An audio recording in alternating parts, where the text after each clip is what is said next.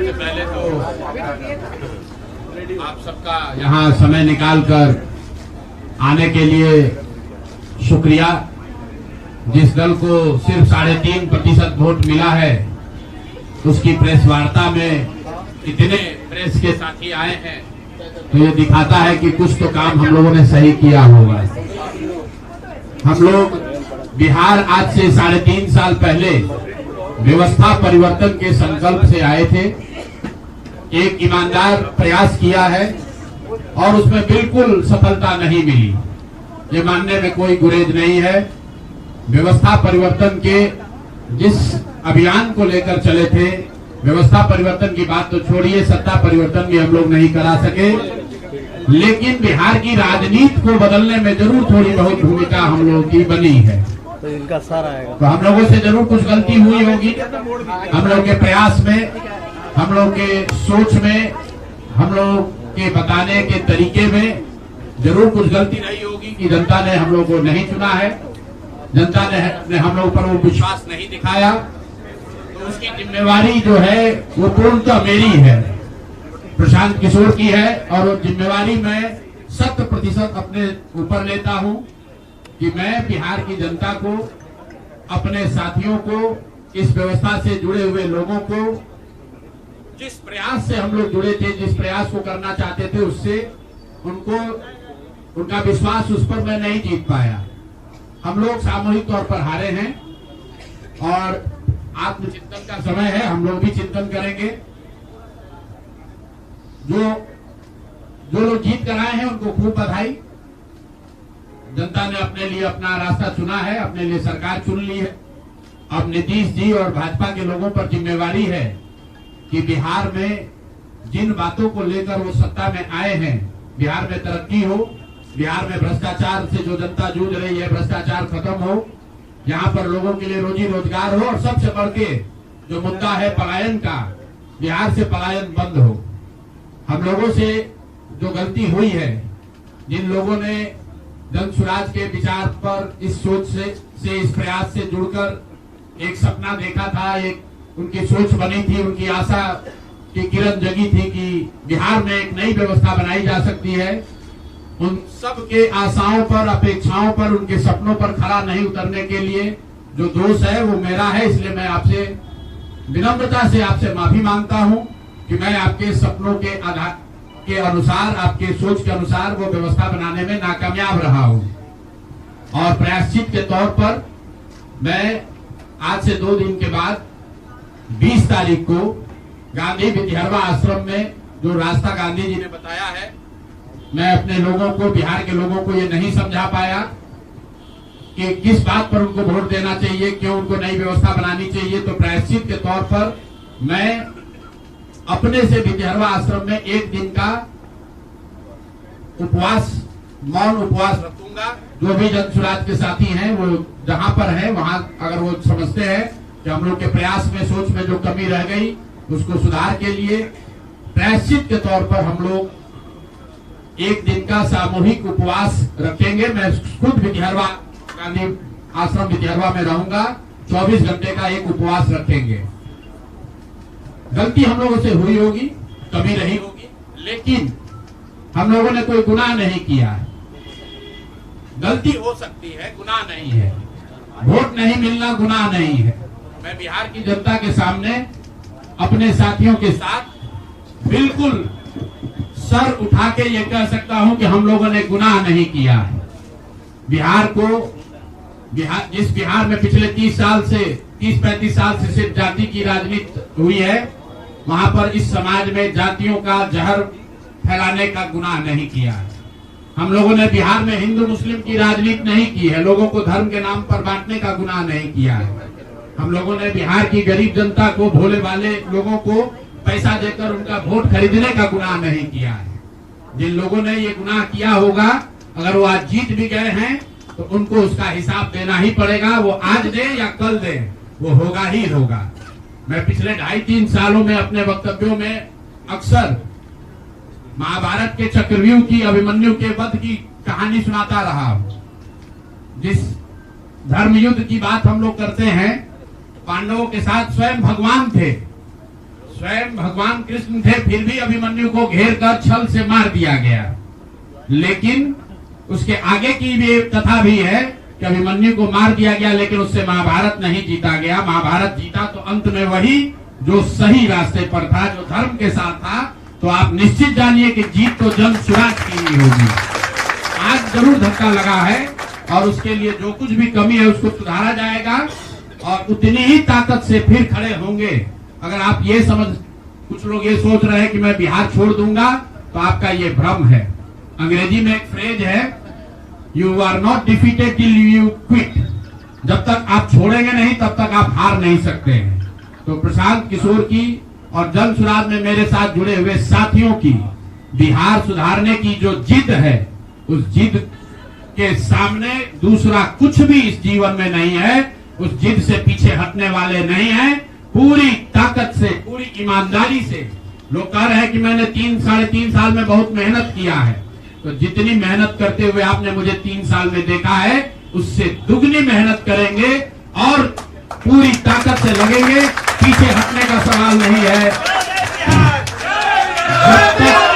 जब तक बिहार को सुधारने के अपने संकल्प को पूरा न कर लें, तब तक पीछे हटने का कोई सवाल ही नहीं है। अब चुनाव के परिणामों को लेकर जो बात है, उस पर बहुत विवेचना हो रही है। आपने भी कहा, बड़े बड़े विशेषज्ञ आकलन कर रहे हैं। कोई बता रहा है कि पैसे से जीत लिया गया, कोई बता रहा है कि लालू जी के डर से ध्रुवीकरण हुआ इसलिए जीता गया। कुछ लोग बता रहे हैं कि जातियों की बात अभी पूरी तरह खत्म नहीं हुई।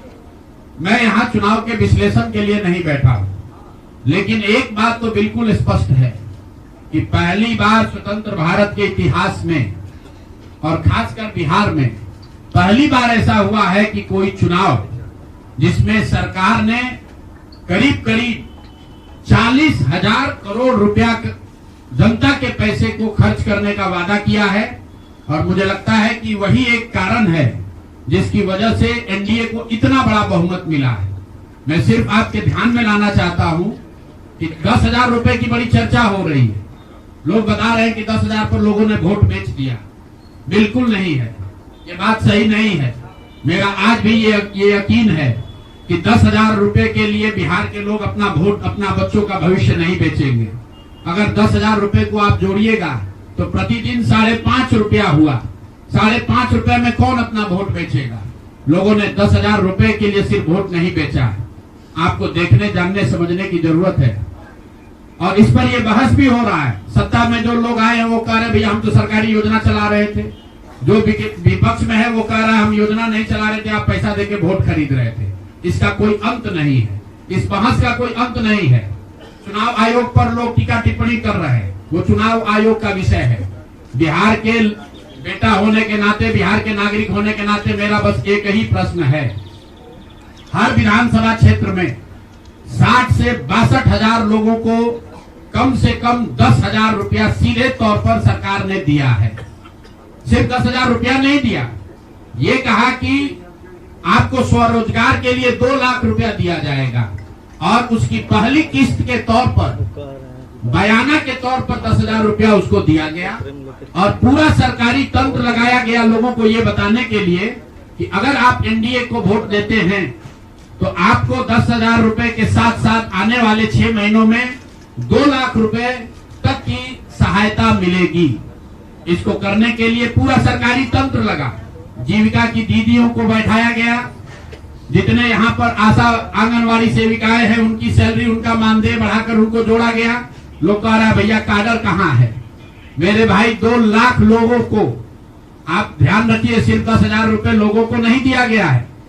हर विधानसभा में, मैं बहुत जिम्मेवारी से जो सरकारी आंकड़ा है वही बता रहा हूँ, हर विधानसभा में 60 से 62,000 महिलाओं को 10,000 रुपया दिया गया है। करीब करीब 1 लाख आंगनवाड़ी सेविका, आशा वर्कर और ममता की से जुड़ी हुई महिलाओं को करीब करीब सरकार ने 10,000 करोड़ रुपया अलग से दिया है। इसके साथ ही विकास मित्र और टोला सेवकों को 25,000 रुपया एक बार में, और जो लोग प्रवासी मजदूर बाहर से आए उनको 5,000 रुपया दिया गया है कपड़ा के नाम पर। तो कुल मिलाकर 29,000 करोड़ रुपया, करीब करीब 29,000 करोड़ रुपया बांटा गया है। 40,000 करोड़ रुपए की योजनाओं की घोषणा की गई है। अब हम यहाँ इसलिए नहीं बैठे हैं ये कहने के लिए कि इसी वजह से हम लोग चुनाव हार गए। मेरा अब सीधा सरकार से एक आग्रह है कि आपने 2 लाख रुपए देने का वादा किया है, जनता ने आपको मत दे दिया, अब आप सत्ता में बैठे हैं, तो कृपा करके जो 1.5 लाख महिलाएं, 1.5 करोड़ महिलाएं हैं जिनको आपने 10,000 रुपया दिया है, उन सभी महिलाओं को अगले 6 महीने में 2 लाख रुपए तक देने की व्यवस्था कीजिए। क्योंकि अगर वो हो जाएगा तो बिहार से बेरोजगारी दूर हो जाएगी, बिहार से पलायन बंद हो जाएगा।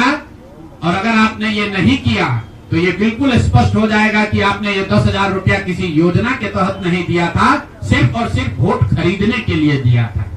तो वोट खरीदने के लिए पैसा दिया गया है कि किसी योजना के तहत पैसा दिया गया है, सरकारी योजना के तहत, इसका प्रमाण इस बात पर है कि आने वाले 6 महीने में सरकार ने स्वरोजगार के नाम पर जो पैसा जारी किया है, उस क्षेत्र में और पैसा और मदद जारी की जाती है या नहीं की जाती है। हम लोग एक भी विधायक न जीते कोई बात नहीं, जन सुराज। और कई लोगों का सवाल है नीतीश कुमार को 25 सीट आने की बात है, तो मैं आपके सामने घोषणा कर रहा हूं कि जो 25 सीट हमने बात कही थी उस पर बिल्कुल कायम है।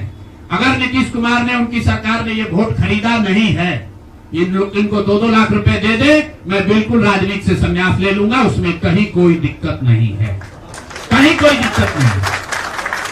बिहार के 1.5 करोड़ लोगों को 2-2 लाख रुपया नीतीश कुमार दिलवा दे, मैं मान लूंगा कि हमारे आकलन में गलती थी, हमारी गलती थी। और हमारे आकलन की बात छोड़िए, अगर बिहार से बेरोजगारी दूर हो जाए, पलायन बंद हो जाए, 1.5 करोड़ परिवार, टोटल 2.5 करोड़ परिवार में अगर 1.5 करोड़ परिवार की गरीबी दूर हो जाए, तो प्रशांत किशोर को विधायक बनने की, राजनीति करने की कोई जरूरत नहीं है, हम दूसरा काम कर सकते हैं। तो आपका अगर ये सवाल है कि 25 सीट की बात है, बिल्कुल 25 सीट से ज्यादा नीतीश कुमार को ना आना चाहिए था, ना आता। एक ही फैक्टर है, ये पैसा बांटकर जो वोट आपने खरीदा है, खरीदने का आप पर इल्जाम है। तो इसको आप इतने 20 साल से आप मुख्यमंत्री हैं, तो आप इस इल्जाम को धो दीजिए। अगले 6 महीने में 1.5 करोड़ लोगों को, 1.5 करोड़ परिवार को स्वरोजगार की व्यवस्था कर दीजिए। और अगर नहीं कीजिएगा तो हम लोग यहीं पर हैं। मैं आपके सामने एक नंबर जारी कर रहा हूं, मेरा अपना व्यक्तिगत ऑफिस का 91-216, 91-216।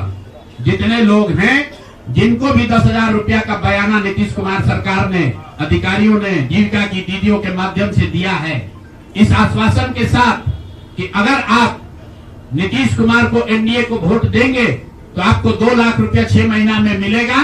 तो मेरे भाई अब समय चालू हो गया, आप आ गए हैं सत्ता में और हम लोग आराम से बैठे हुए हैं। बिहार में हर वो महिला, हर वो परिवार जिसको 2 लाख रुपया नहीं मिलता है, आप प्रशांत किशोर से संपर्क कीजिए, आप जन सुराज से संपर्क कीजिए। अब सलाह का समय खत्म हुआ, अब संघर्ष का समय शुरू होगा। हमने 3.5 साल लोगों को सलाह दिया है, हमने 3.5 साल लोगों को जाकर घर घर हाथ जोड़ा है, कभी वोट नहीं मांगा।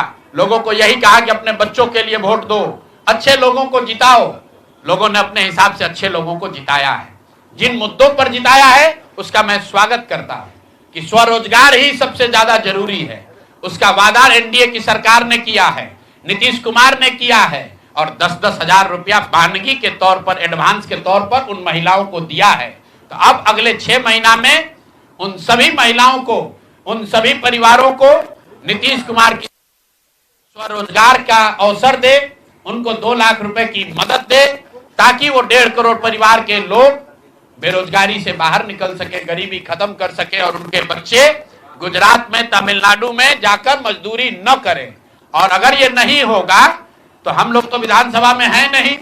जनता ने जो आदेश दिया है कि गांव-गांव घूमिए और लोगों की मदद कीजिए, तो जिनको भैया ये 2 लाख न मिले वो प्रशांत किशोर के पास चले आइए, जन सुराज के साथियों के पास आइए। आपकी आवाज बनकर, आपके साथ खड़े होकर ब्लॉक, पंचायत, डिस्ट्रिक्ट के ऑफिसेज में, सरकारी दफ्तरों में हम लोग चलेंगे। जरूरत पड़ेगा नीतीश कुमार, क्योंकि उन्होंने कहा है कि 10,000 रुपया जब मैं जीत कर आऊंगा आपको 2-2 लाख रुपए दूंगा, ताकि सब लोग अपने पैर पर खड़े हो जाएंगे। तो जन सुराज के लोग अब ब्लॉक में, और जिन लोगों ने, आपने सुना होगा सहारा में लोगों को कहा गया पैसा डबल हो जाएगा, सहारा के जिन लोगों ने एजेंट बनकर समाज सहारा में पैसा जमा कराया, सहारा वाले भाग गए तो लोग एजेंट को खोज रहे हैं। तो जो सरकारी अफसर नेतागिरी कर जिन लोगों ने किया है, सरकार की ओर से आश्वासन दिया है कि आपको रोजगार देंगे, 2 लाख रुपया देंगे, जो जिन जीविका की दीदियों ने एक एक महिला को जाकर समझाया है, बूथ पर बैठकर वोट दिलवाया है, सिंबल सिखाया है, क्रमांक संख्या बताया है, वो जीविका की दीदियों की जिम्मेवारी है कि जिनको आपने ये काम कराया है, जिनके बच्चों का भविष्य आपने 10,000 रुपया में आपने सौदा कराया है, उनको पैसा मिले।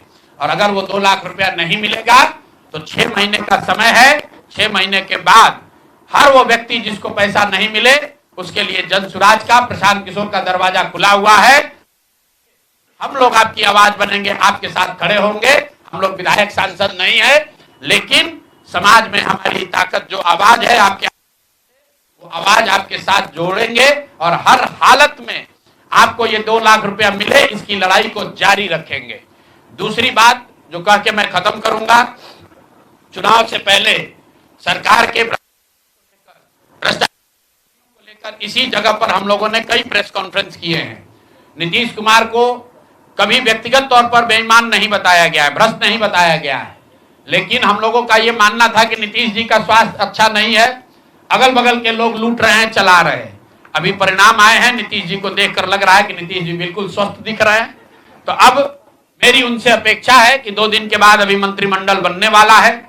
कल प्रधानमंत्री जी ने भी कहा है कि बहुत बड़ी जिम्मेवारी है, हम लोग इलेक्शन मोड में नहीं, इमोशनल मोड में हैं।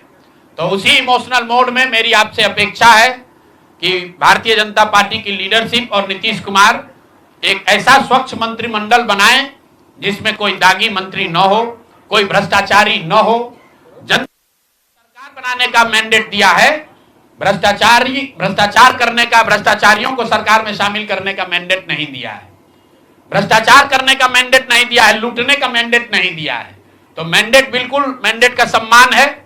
जनता लोकतंत्र है, जनता मालिक है, जनता ने जिनको सत्ता में बैठाया है वो सत्ता में बैठे, लेकिन सत्ता में बैठकर लूटने का मैंडेट जनता ने नहीं दिया है।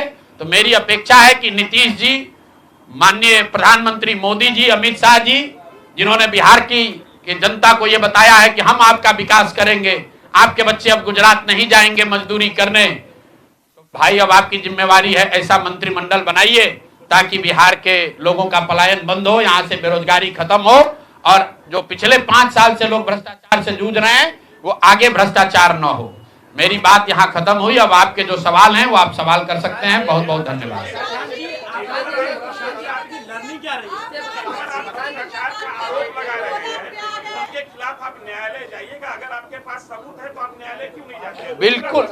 बिल्कुल जो बात हम लोगों ने पहले कही है, जिन नेताओं के बारे में कही है, उसमें कहीं पीछे हटने का सवाल नहीं है। मैंने आपको कहा था कि प्रेस के जरिए उसको बताया गया, ये अपेक्षा की गई कि सरकार में के जो मुखिया हैं उस पर एक्शन लेंगे, उन्होंने एक्शन नहीं लिया। दूसरा, जनता की अदालत में गए, जनता ने भी उन्हीं नेताओं को फिर से जिताकर भेज दिया। कई लोग जिन पर इसी जगह पर मैंने आरोप लगाया है, जिनके आरोपों की बात कही गई है, उनको जनता ने भारी मत से जिताकर भेजा है। तो भाई अब जिम्मेवारी है सरकार के मुखिया के तौर पर नीतीश कुमार जी ये तय करें कि वो लोग सरकार के हिस्सा होंगे कि नहीं होंगे। अगर होते हैं तो निश्चित तौर पर जनता के बीच में भी उनके खिलाफ जाएंगे और जहां जरूरत पड़ेगी कोर्ट में भी जाएंगे। 70,000 के सीएजी के मामले में जो सीएजी ने 70,000 रुपए के अनअकाउंटेड मनी की बात कही है, उस पर ऑलरेडी जन सुराज हाईकोर्ट में रीट हम लोगों ने फाइल किया हुआ है।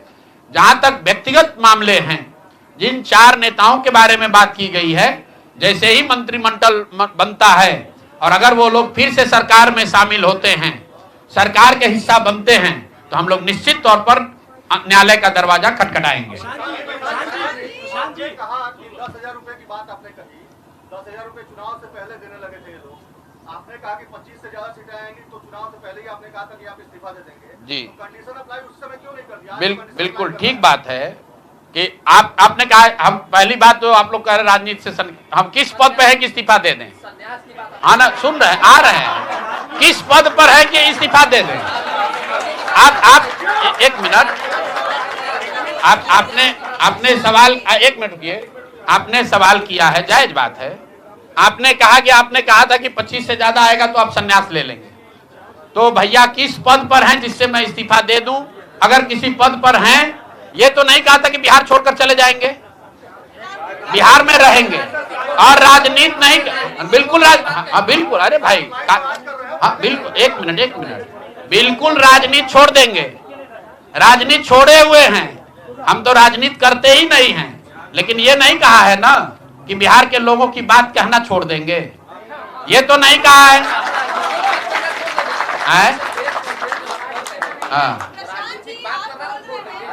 नहीं आपने, ऐसा है, हमने कहा कि अगर 25 से ज्यादा सीट आएगा तो राजनीति छोड़ देंगे, बिल्कुल बात पर कायम है।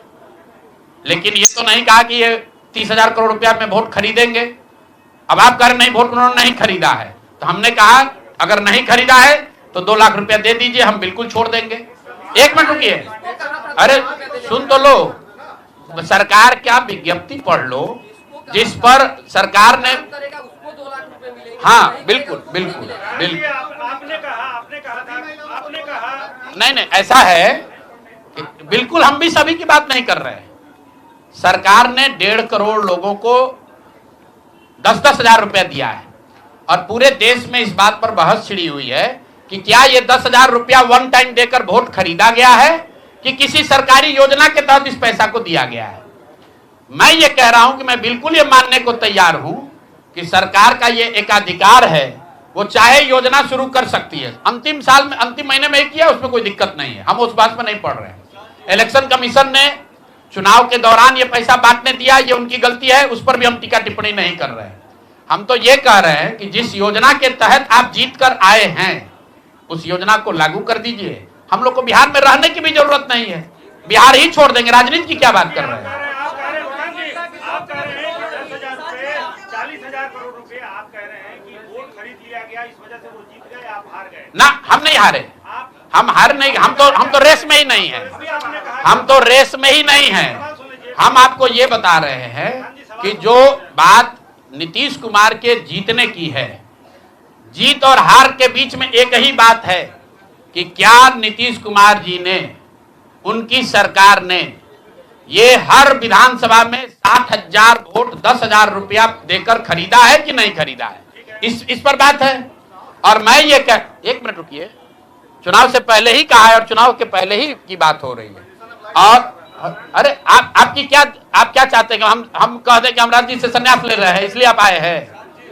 मेरे भाई, अगर ऐसा है, हमने आपको, आप भाई, आप लोग जितने लोग आए हैं, हमने बिल्कुल स्पष्ट आपको कहा कि नीतीश कुमार ने प्राइमा फेसी जो दिख रहा है कि सरकार ने 10,000 रुपया देकर वोट खरीदा है, लेकिन मेरे पास उसका कोई प्रमाण तो है नहीं। सरकार कह रही नहीं है तो सरकारी योजना के तहत दिए हैं। योजना की जो गजट ऑर्डर है वो देख लीजिए, उसमें लिखा क्या है कि 10,000 रुपया आपको स्वरोजगार के लिए महिलाओं को दिया जा रहा है और जरूरत के मुताबिक अगले 6 महीने में, उसमें लिखा है कि अगर आपकी योजना सरकार ठीक, को लगेगी कि ठीक है, वही बात। अरे भाई, हम हिंदी में लिखा है, उसको फिर से जारी कर देंगे, सब लोग पढ़ लेगा। सरकार ने ये नहीं कहा कि ये 10,000 वन टाइम पेमेंट है, उन्होंने कहा कि स्वरोजगार की योजना की तहत आपको 10,000 रुपया दिया जा रहा है और अगर एडवांस पैसा, एडवांस, एक मिनट रुकिए, और 2 लाख रुपया अगर आप स्वरोजगार में का काम करेंगे, अगर आप अपने पैर पर खड़े होने की योजना करेंगे तो 6 महीना में आपको 2 लाख रुपया और दिया जाएगा। अगर 1.5 करोड़ महिलाओं में 5 लाख महिलाओं को भी ये 2 लाख रुपए दे दे, इस बात पर हम कायम हैं कि हमको राजनीति बिहार छोड़कर बाहर चले जाना चाहिए। बिल्कुल, अब 5 लाख, भाई एक मिनट रुकिए, आप लोग इतना वरिष्ठ पत्रकार हैं, इतना बात को पकड़े हुए हैं और हम लोग बात से हटने वाले लोग नहीं हैं। हम नीतीश कुमार नहीं है जो सदन में खड़ा होकर कहेगा कि मिट्टी में मिल जाएंगे, भाजपा में नहीं जाएंगे। और उसी उनको महान पुरुष आप बता रहे हैं। सुनिए, हम अपनी बात पर कहें,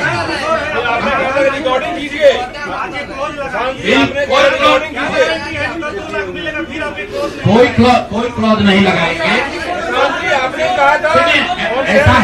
सुनिए, ऐसा है आपने कॉन्फिडेंस से कहा था। अरे बिल्कुल कॉन्फिडेंस से नहीं, लिख के दिया है कि अगर आप लेकिन उसमें ये नहीं कहा था कि 10,000 रुपया में आप वोट खरीदिएगा। अगर हर विधानसभा में 10,000 रुपया नहीं दिया गया है तो आप बता दीजिए ये सत्य नहीं है। आप कह रहे हैं कि आप राजनीति छोड़ दीजिए, तो हम राजनीति के किस पद पर है जिसको छोड़ दें? आप बता दीजिए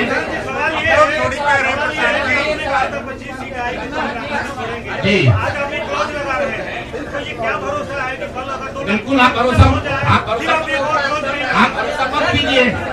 भरोसा मत कीजिए। हमने जो बात अपनी कहनी थी हमने आपको बात कह दी। हम अभी इस बात पर अपने आकलन पर कायम हैं कि 3 वर्ष की बिहार की गांव-गांव की यात्रा के बाद जो मुझे दिखा, जो समझ में आया, उसके हिसाब से नीतीश कुमार को 25 से ज्यादा सीट नहीं आना चाहिए था, सिवाय इसके कि उन्होंने हर विधानसभा में उनकी सरकार की ओर से 10,000। एक मिनट भैया, अरे आया है भाई, आया है लेकिन उसके वो खरीद के आया है कि नहीं वो भी दिख जाएगा 6 महीना में। आज आप लगा रहे हैं, आज आप लगा रहे हैं। ठीक है, आगे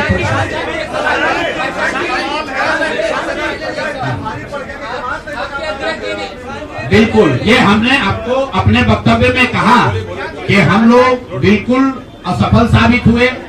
हमने जो बात यहाँ बिहार के लोगों को बताई वो लोगों को समझ में नहीं आया है, लोगों को स्वीकार्य नहीं है। हम अपनी गलती मान रहे हैं, लेकिन जो मैंने आपको कहा कि वोट नहीं मिलना, सुनिए, वोट नहीं मिलना गुनाह नहीं है, वोट नहीं मिलना क्राइम नहीं है। हमने भ्रष्टाचार नहीं किया है, हमने हिंदू मुस्लिम नहीं किया है, हमने जाति की राजनीति नहीं की है, हमने वोट नहीं खरीदा है। चलिए आगे बढ़े। पूरे प्रेस वार्ता में एक ही व्यक्ति को नहीं पूछेंगे।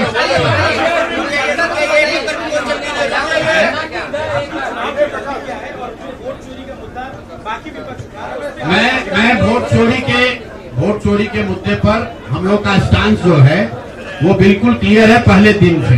ये बिहार का मुद्दा नहीं है। जो चुनाव की पूरी प्रक्रिया है उसमें वोटर लिस्ट बनने से लेकर आचार संहिता के अनुपालन का, वोटिंग के दिन के, जैसे यहाँ पर आप जीविका की दीदियों को बाकायदा आपने मोबिलाइजर बनाकर सरकारी व्यवस्था के तहत बूथ में बैठाया है। तो पूरे वोटर लिस्ट बनाने की प्रक्रिया, आचार संहिता के अनुपालन की प्रक्रिया, वोटिंग के दिन जो हो रहा है वो, उसमें सरकारी तंत्र का इस्तेमाल, दुरुपयोग या उपयोग, और वोटिंग के बाद जो महाराष्ट्र से लगातार दिख रहा है कि अंतिम 2 घंटे में 15%, 20% एक्स्ट्रा वोट होना, फिर चुनाव आयोग का उसका डिटेल नहीं जारी करना, और 3 दिन के बाद ये बताना कि इतना वोट हो गया। ये बड़े मुद्दे हैं। हम लोग बहुत छोटी पार्टी हैं, हम लोग को तो इतना नहीं ताकत है, लेकिन आपके माध्यम से मैं ये जरूर देश के विपक्ष को ये कहना चाहूंगा इस पर गंभीरता से बात करने की, और इसको जरूरत पड़े तो सुप्रीम कोर्ट में ले जाने की जरूरत है कि आज की तारीख में, आज की स्थिति में जो आचार संहिता पहले से बना हुआ है वो कितना कारगर है या नहीं कारगर है। अगर सिर्फ इसमें वोटिंग रोल की बात नहीं है, SIR सिर्फ वोटिंग रोल की बात है, लेकिन जिस तरह से वोटिंग हुई है, आप बताइए कि सुरक्षा कर्मियों में होमगार्ड को यहीं पर इसी बिहार में लालू जी की जब सरकार थी, TN सेशन का जमाना था, उन्होंने कहा था कि नहीं कोई लोकल आदमी यहाँ चुनाव की प्रक्रिया में हिस्सा नहीं लेगा, होमगार्ड का कोई आदमी हिस्सा नहीं लेगा। उसी बूथ पर आप आज के चुनाव आयोग ने उस जीविका दीदी को बैठाया है जिसको एक तरीके से सरकार ने कॉन्ट्रैक्ट दिया है कि आपको इतने लोगों को वोट दिलवाना है। मैं आपको एक उदाहरण देता हूँ। मधुबनी विधानसभा क्षेत्र है, मैं डिटेल में नहीं जाना चाहता था लेकिन आप कुरेद रहे। मधुबनी विधानसभा क्षेत्र है, वहां से उपेंद्र कुशवाहा जी के पार्टी के उम्मीदवार चुनाव जीत कर आए हैं। मैं पूरे यहाँ पर जितने मीडिया के साथी हैं, जितने यहाँ चुनाव के विशेषज्ञ हैं, आप भी यूट्यूबर हैं, मैं दावा कर रहा हूँ आज हो 5 महीने के बाद हो, आप मधुबनी विधानसभा क्षेत्र में जाइए, वहां पर एनडीए के प्रत्याशी को 1 लाख से ज्यादा वोट आया है। एनडीए को वोट मिला, 10,000 रुपए के लिए मिला, नहीं मिला छोड़िए, हम इस बात से दंग हैं कि मधुबनी में कितने लोग ऐसे हैं वोटर जो कि उपेंद्र कुशवाहा जी के पार्टी का सिंबल भी जानते हैं। भाई अलायंस वोट तो उनके पार्टी के सिंबल को पड़ा है ना, अलायंस का कोई सिंबल नहीं है। तो आखिर रातों रात पूरे मधुबनी क्षेत्र में, और क्या हुआ मैं नहीं कह रहा हूँ, मैं आपको और आपके जरिए पूरे देश के लोगों को ये बताना चाहता हूँ कि जो भी लोग सर्वे, सेफोलॉजी, पत्रकारिता, राजनीति में इंटरेस्ट रखते हैं, आप सैंपल के तौर पर कोई 5 कंस्टिट्यूएंसी उठा लीजिए, और जहां पर भाजपा और जदयू के उम्मीदवार नहीं लड़ रहे थे, वो दल लड़ रहे थे जिनका कोई सिंबल भी नहीं जानता है, नाम भी नहीं जानता है, उसको 1 लाख, 1.25 लाख वोट कैसे आया है? हमारे पास कोई प्रमाण नहीं है कि वो वोट कैसे आया, लेकिन राजनीतिक सामाजिक क्षेत्र में जुड़े होने के नाते ये आश्चर्य का विषय है कि जिस मधुबनी क्षेत्र में लोग ये नहीं जानते हैं कि कौन सा प्रत्याशी लड़ रहा है, कौन सा पार्टी लड़ रही है, उस पार्टी का सिंबल क्या है, उसको 1.25 लाख वोट आया है, और जो लोग वहां जीवन भर राजनीति कर रहे हैं उनको वोट नहीं आया। संभव है उनको इतना समर्थन है, लेकिन मेरा आपसे आग्रह ये, भाई देखो 1 मिनट आप रुके, आपका सवाल 10 ले चुके हैं, और भी तो लोग हैं, आपका एक और ले लेंगे, आप शांति से बैठिए, ऐसा मत घबराइए, हम यहाँ बैठे हुए हैं। और मेरा आपसे अनुरोध है, मैं कोई आरोप नहीं लगा रहा हूँ, लेकिन मधुबनी जैसे 5 सीट का मैं आपको हवाला देना चाहता हूँ, जहाँ पर चुनाव के 12 दिन 15 दिन पहले ये तय हुआ कि कौन पार्टी चुनाव लड़ेगी, उस पार्टी का नाम कोई नहीं जानता है, उसका सिंबल कोई नहीं जानता है, और 1,20,000 वोट अगर किसी विधानसभा में आ रहा है, इसका मतलब है कि हर घर से 2 से 3 वोट आया है। आपको आंधी दिखनी चाहिए वहां पर। ये मतलब विधानसभा के स्तर पर 1,20,000 वोट लाना साधारण बात नहीं है। 1,20,000 वोट आया है, कैसे आया है? इसकी 2 ही वजह हो सकती है, या तो जो 60,000 लोगों को आपने 10,000 रुपया दिया और उन लोगों ने जिम्मेवारी ली कि भाई 10,000 रुपया हमको मिला है, हम मैं और अपने घर के लोगों को वोट में दिलवाऊंगा या दिलवाऊंगी, या फिर कोई ऐसी बात है, दृश्य शक्ति है जो हम लोग को हमारे समझ से बाहर है कि भाई कैसे ये संभव है। और मैं ये नहीं कह रहा हूँ कि वहाँ वोट कैसे पड़ा, मैं आपको खुली चुनौती दे रहा हूँ, आज चलिए मधुबनी। मैं 3 दिन से प्रेस इसलिए नहीं कर रहा हूँ कि मैंने अपने लोगों को वहाँ भेजा है, और मधुबनी में मैंने कहा भाई पूछो तो कि उपेंद्र कुशवाहा जी के पार्टी का सिंबल क्या है। 30% लोगों को सिंबल नहीं मालूम है कि सिंबल क्या है, और उनको 1 लाख से ज्यादा वहाँ वोट आया है। मुझे उपेंद्र कुशवाहा जी से कोई लड़ाई नहीं है, उनको उनके पार्टी के प्रत्याशी से कोई मुझे लेना देना नहीं है। मेरा सिर्फ ये कहना है कि ऐसी कौन सी विधा है कि हम लोग 3-3 साल एक विधानसभा में घूम रहे हैं, लोगों को ये नहीं मालूम है कि जन स्वराज का चुनाव चिन्ह क्या है, और ये लोग 10 दिन चुनाव के पहले आए, उस पार्टी का नाम मधुबनी शहर में लोग नहीं जानते हैं, उस पार्टी का सिंबल घर घर पहुंच गया और उसको 1,20,000 लोगों ने वोट दे दिया। तो मेरे भाई ये बहुत बड़ी चुनाव की विधा है।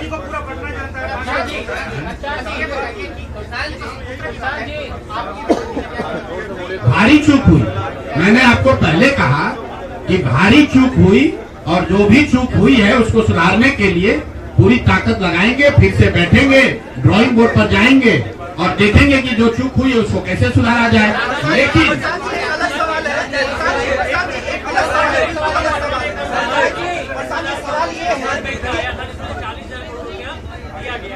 नहीं, जो टोटल पैसा सरकार ने अनाउंस किया है सितंबर अक्टूबर में, अगस्त और सितंबर को अगर आप जोड़ लेंगे तो कुल 18 योजनाओं की सरकार ने घोषणा की है, उसमें कोई गलती नहीं है।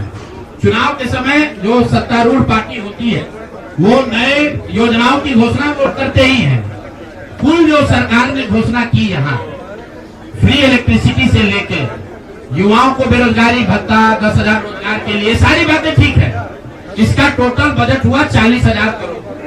40,000 करोड़ में से 29,000 करोड़ रुपए की योजना सरकार ने रोल आउट की। 11,000 करोड़ को तो शुरू ही नहीं किया, और इस 29,000 करोड़ में से जो सबसे बड़ी योजना है वो है स्वरोजगार की योजना, जिसमें हर विधानसभा क्षेत्र में 60 से 62,000 परिवारों में एक एक महिला को 10,000 रुपया दिया गया।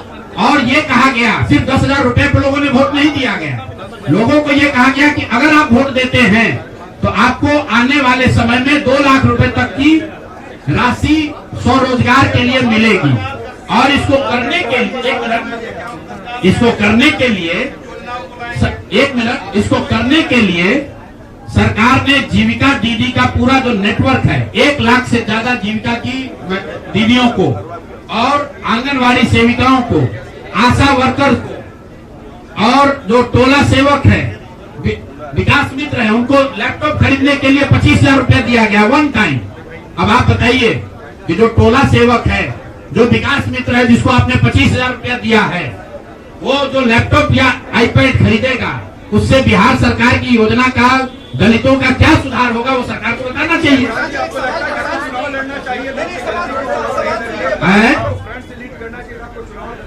भैया ऐसा है कि जब हमारे दोस्तों हमारी बात को जनता ने माना ही नहीं है तो हम लड़े या न लड़े। इमरान, एक मिनट रुकिए, आज सुनिए, अरे एक सवाल आपने पूछा या तो जवाब दे लें। इमरान खान ने अपनी पार्टी शुरू की थी पाकिस्तान में, आज से करीब 25-30 साल पहले, और वो खुद पहले चुनाव में 7 जगह से चुनाव लड़े। उनकी पार्टी तो हारी, वो 7 जगह से खुद भी हारे।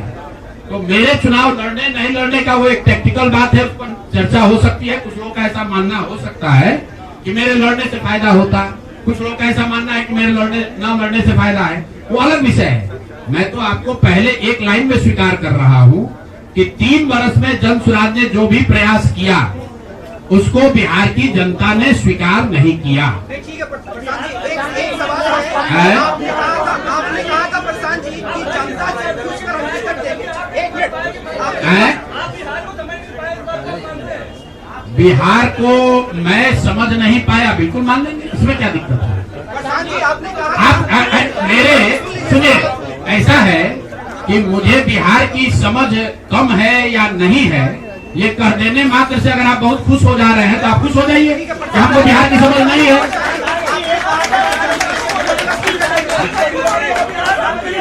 मेरे भाई ऐसा है, अगर हमने हमारे आप बिल्कुल ठीक बात है, नहीं समझे तो 3 वर्ष अगर पैदल चल रहे थे तो बिहार को समझने के लिए एक चल रहे थे, अब फिर और चलेंगे, फिर जाएंगे।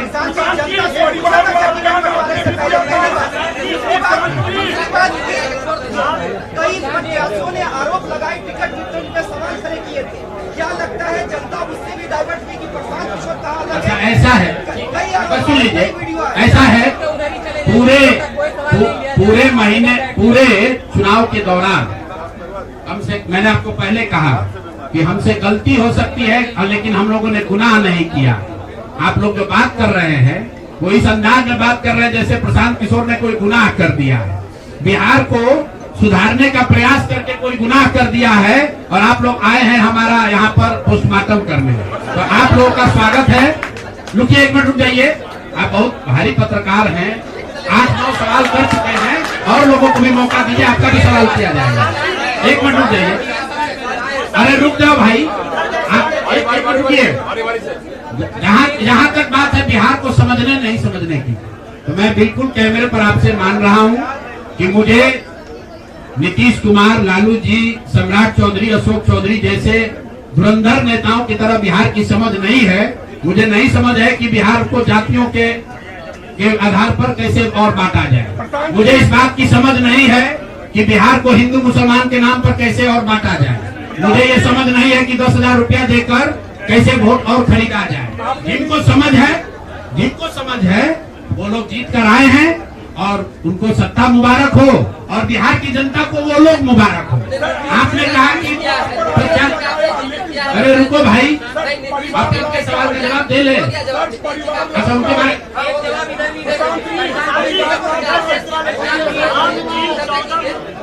आप बनाने का बात कर रहे थे, क्या आपको लगता है कि आपका उनमें अहम योगदान रहा है? खास करके बिहार के कोई योगदान नहीं है। आप लोग जो हम लोग बोलते रहे हैं उसको जाकर देख लीजिए। आपने कहा कि उम्मीदवार गलत चुने हैं। यहाँ जितने लोग बैठे हुए हैं, हमारे बगल में केसी सिन्हा जी चुनाव लड़े हैं कुमरार से, ये तो हमको पैसा देके टिकट नहीं खरीदे होंगे। और कुम्हरार की जनता ने केसी सिन्हा को हराकर किसी दूसरे को जिताया। हमारे बगल में वाईडी गिरी जी बैठे हैं, मांझी से इनको हराकर जनता ने किसी दूसरे को जिताया। तो मेरे भाई, मैं समझता हूँ कि अगर केसी सिन्हा नहीं जीते तो उससे केसी सिन्हा के जीवन पर कोई फर्क नहीं पड़ेगा मेरे भाई, कुम्हरार की जनता के जीवन पर फर्क पड़ेगा। अगर आपने मांझी से वाईडी गिरी को हरा दिया तो वाईडी गिरी का कोर्ट का प्रैक्टिस नहीं बंद हो जाएगा, मांझी के लोगों की दिक्कत जो है वो बढ़ेगी। लेकिन फिर वही बात है, जनता मालिक है, वो वही चाहते हैं। अगर आप खिचड़ी खाना चाहते हैं तो आपको कोई पुलाव कैसे खिला देगा? आप खिचड़ी खाइए और आनंद लीजिए।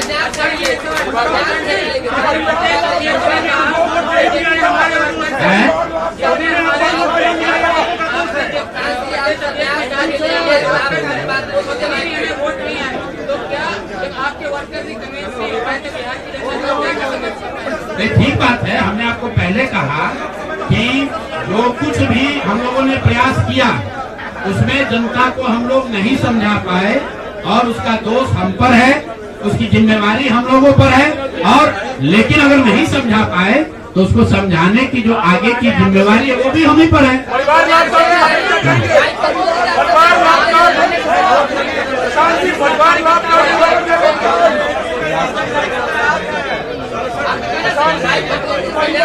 ऐसा है, आप भी बिहार के ही हैं और इतना भी नहीं उद्वेलित हुई है, इतना भी मत उछलने लगी है कि जैसे हम लोग सब एकदम खत्म है। आपकी बात को सुन लिया गया, आपको अलग से साक्षात्कार चाहिए।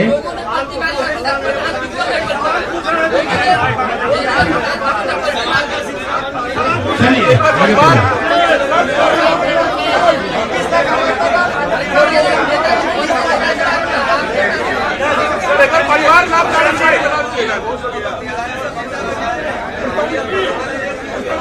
अभी तो हम लोग वापस जाकर अपने उस प्रारूप को फिर से देखेंगे जो हम लोग लेकर जनता के बीच गए थे। जो सोच, जो विचार, जो प्रयास लेकर जनता के बीच गए थे वो देखेंगे कि भाई जनता को चाहिए भी कि नहीं चाहिए। अगर जनता को पढ़ा लिखा आदमी नहीं चाहिए, अगर जनता को स्वच्छ लोग नहीं चाहिए तो हम लोग तय करेंगे क्या करना है।